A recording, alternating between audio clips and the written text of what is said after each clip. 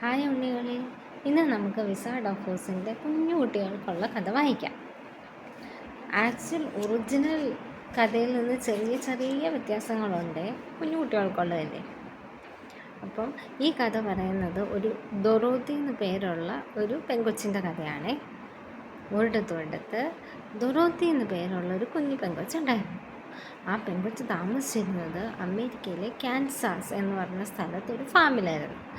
അവിടെ അവളുടെ അങ്കിളിൻ്റെയും ആൻറ്റിയുടെയും ഒരു കുഞ്ഞു ഡോഗ് ടോട്ടോയുടെയും കൂടെ അവൾ സന്തോഷത്തോടെ കഴിയുമായിരുന്നു. പക്ഷെ ഒരു ദിവസം ദൊറോത്തിയുടെ അങ്കിളും ആൻറ്റിയും ഫാമിൽ ജോലിക്ക് പോയിരുന്ന സമയത്ത് എന്ത് പറ്റിയെന്നറിയാവോ? ഒരു വലിയ കൊടുങ്കാറ്റ് വന്നു. ആ സമയത്ത് ദൊറോത്തിയും ടോട്ടോയും മാത്രമേ ആ ഫാം ഹൗസിലുണ്ടായിരുന്നുള്ളൂ. ആ കൊടുങ്കാറ്റ് വന്ന് ഈ ഫാം ഹൗസിനെ പൊക്കിയെടുത്ത് പറത്തിക്കൊണ്ടങ്ങ് പോയി. ദൊറോത്തി പേടിച്ചു പോയി. ടോട്ടോ, നമ്മൾ എവിടെ പോയി ലാൻഡ് ചെയ്യും ടോട്ടോ? ദൊറോത്തി കരഞ്ഞുകൊണ്ട് ചോദിച്ചു. വീട് പൊക്കിയെടുത്തോണ്ടങ്ങ് പോയില്ലേ. അവസാനം വീട് വേറെ എവിടെയോ ഒരു വലിയൊരു മെഡോയിൽ വന്ന് നിന്നു. അവിടെ ഫുൾ ഫ്ലവേഴ്സായിരുന്നു. പെട്ടെന്ന് ഒരു മാലാഖയെ പോലെ ഭയങ്കര ബ്യൂട്ടിഫുൾ ആയിട്ടുള്ളൊരു ലേഡി വന്നു. ദൊറോത്തി ചോദിച്ചു, ഞാൻ എവിടാ? അപ്പോൾ അവർ പറഞ്ഞു, നീ ലാൻഡ് ഓഫ് ഓസിലാണ്. ഞാനിവിടുത്തെ ഗുഡ് വിച്ചാണ്. നിന്നെ കണ്ടതിൽ ഭയങ്കര സന്തോഷം. ഇവിടുത്തെ വിക്കറ്റ് വിച്ചിനെ നീ കൊന്നില്ലേ? താങ്ക് യു എന്ന് പറഞ്ഞു. അപ്പം ദൊറോത്തി ചോദിച്ചു, ആരാ വിക്കറ്റ് വിച്ച്? എന്ത് വിക്കറ്റ് വിച്ച്? നോക്കിക്കേ, ഫാം ഹൗസിൻ്റെ താഴെ നോക്കിക്കേ എന്ന് നമ്മുടെ ഗുഡ് വിച്ച് പറഞ്ഞു. നോക്കുമ്പോൾ തന്നെ ഫാം ഹൗസിൻ്റെ താഴെ 2 കാല്.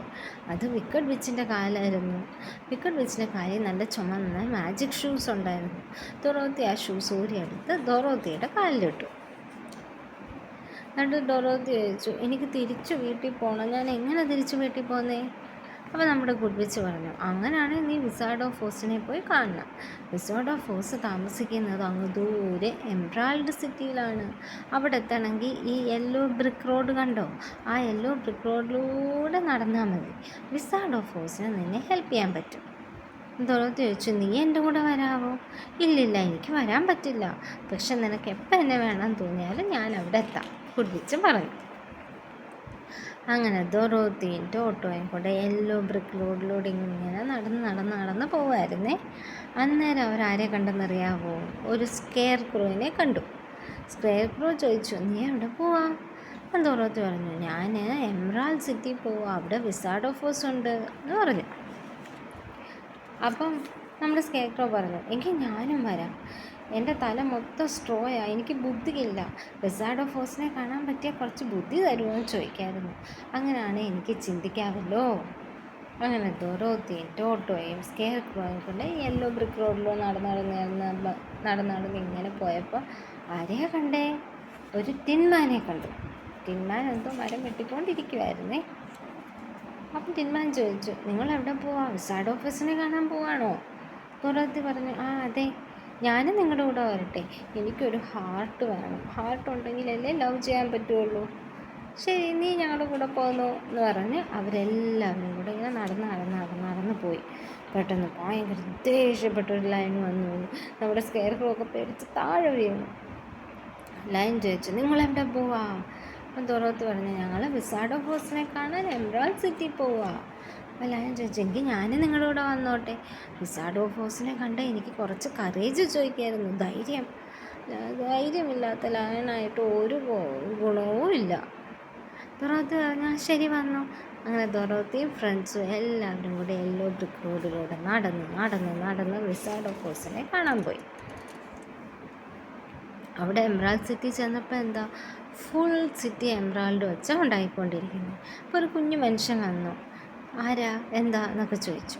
ഞങ്ങൾക്ക് വിസാർഡ് ഓഫ് ഓസിനെ കാണണം, അവിടെ എത്തിക്കാമോ എന്ന് ചോദിച്ചു. ആ ശരി വാ എന്നും പറഞ്ഞ് അയാൾ അവരെയും കൊണ്ട് വിസാർഡ് ഓഫ് ഓസിൻ്റെ അടുത്തെത്തി. വിസാർഡ് ഓഫ് ഹൗസിനെ കണ്ടപ്പോഴത്തേക്ക് ദൊറോത്തിയും ഫ്രണ്ട്സും പേടിച്ചു പോയി. എന്നിട്ട് ദൊറോത്തി ചോദിച്ചു, ഞങ്ങളെ ഹെൽപ്പ് ചെയ്യാവോ? വിസാർഡ് ചോദിച്ചു, എന്ത് ഹെൽപ്പാണ് വേണ്ടേ? ഞാൻ എന്താ നിങ്ങൾക്ക് ചെയ്തു തരണ്ടേ? അപ്പോൾ ഓരോരുത്തരും അവരവരുടെ ആവശ്യം പറഞ്ഞു. സ്കെയർ ക്രോ പറഞ്ഞ് എനിക്ക് ബ്രെയിൻ വേണം, ടിൻമാൻ പറഞ്ഞ് എനിക്ക് ഹാർട്ട് വേണം, ലയൺ പറഞ്ഞ് എനിക്ക് കറേജ് വേണം. അപ്പം വിസാർഡ് ഓഫ് ഓസ് ചോദിച്ചു, ദൊറോത്തി നിനക്കെന്താ വേണ്ടേ?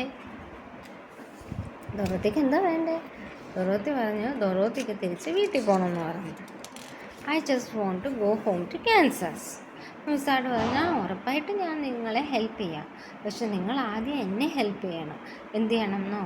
ഇവിടെ ലാസ്റ്റ് ഒരു വിക്കറ്റ് വിച്ചുണ്ട്, അവളെ പോയി നിങ്ങൾ കൊന്നിട്ട് വരണം.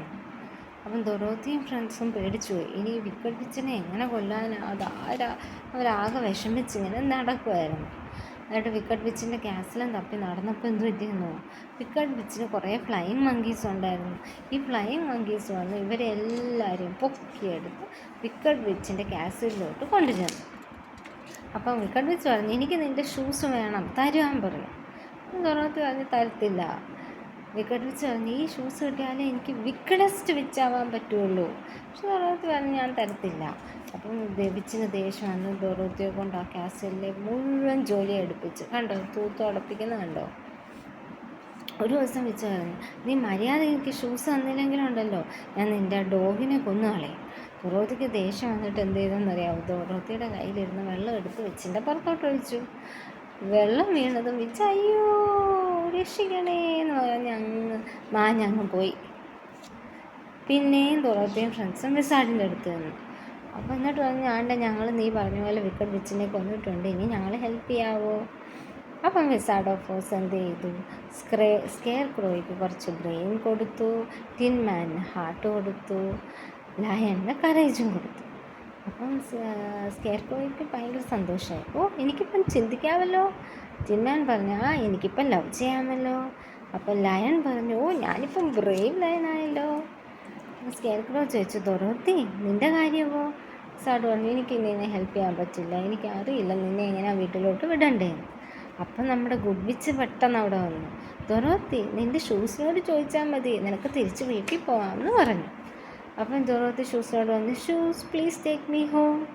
പറഞ്ഞതെന്താണ്ടേ ദൊറോത്തി തിരിച്ച് ഫാം ഹൗസിലെത്തി, അങ്കിളുടെ ആൻറ്റിയുടെയും കൂടെ. അങ്ങനെ ദൊറോത്തിയും ടോട്ടോയും അങ്കിളും ആൻറ്റിയും കൂടെ സന്തോഷത്തോടെ കഴിഞ്ഞു. ഇതായിരുന്നു നമ്മുടെ വിസാർഡ് ഓഫ് ഓസിൻ്റെ കുട്ടിക്കഥ. എല്ലാവർക്കും ഇഷ്ടപ്പെട്ടെന്ന് വിശ്വസിക്കുന്നു. ബൈ.